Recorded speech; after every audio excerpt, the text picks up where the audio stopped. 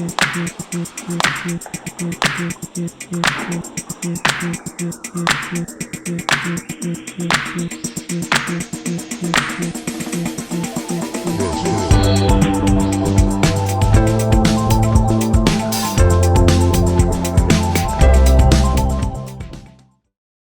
I assumed the presidency of UP, I took as a challenge is UP in the service of the nation.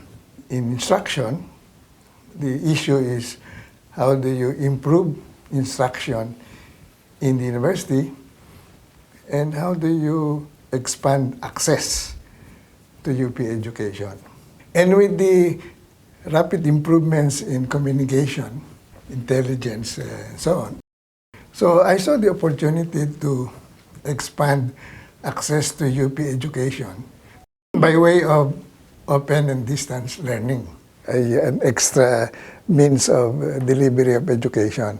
So putting this together, I thought that it's time that we have an open and distance learning part of the educational system of the country. And it's only appropriate that the apex of the educational system pioneer in this kind of endeavor. First, it was not UPOU, a separate university or constituent university of UP.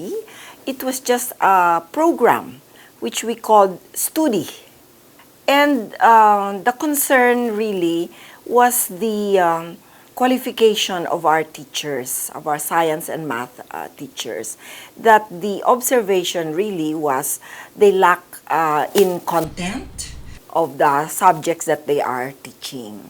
I know there are a lot of written materials about that, but I have my own perspective.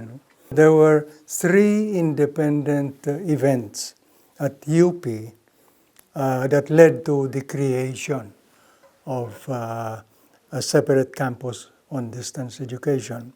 First, traditionally, UP alumni and faculty have always been involved in the professionalization of Philippine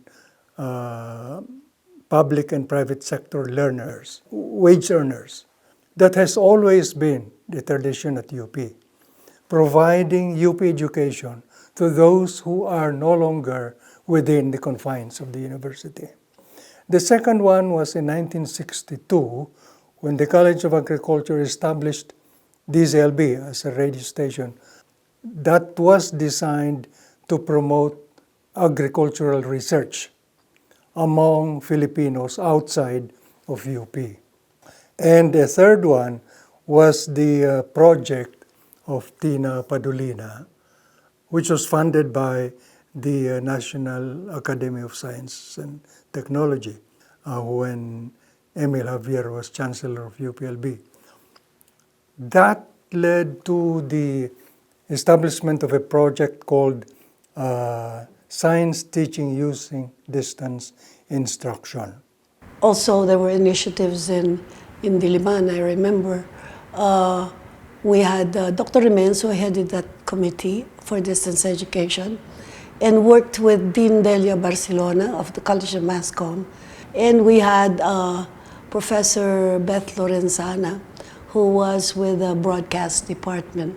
So there was this DZUP and also the Telearalan.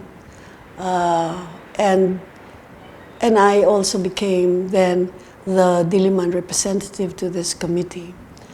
The mission is really to meet the learning needs of those who are not able to come to a campus for the usual, traditional, face-to-face study. And there are many such people, not just teachers. From these seeds of initiatives, we became what we are now. So on 23 February 1995, the University of the Philippines Open University, the 5th constituent university of the UP system, was established.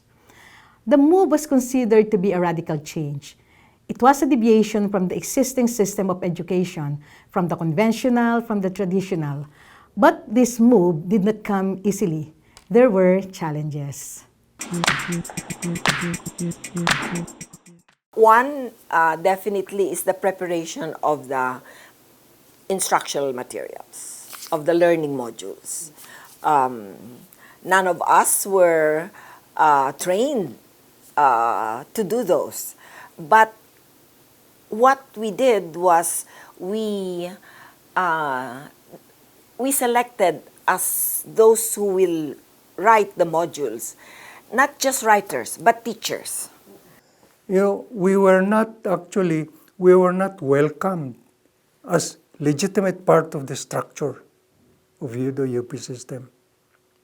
And when I became chancellor, I also realized that even the system officials were not ready to accept us.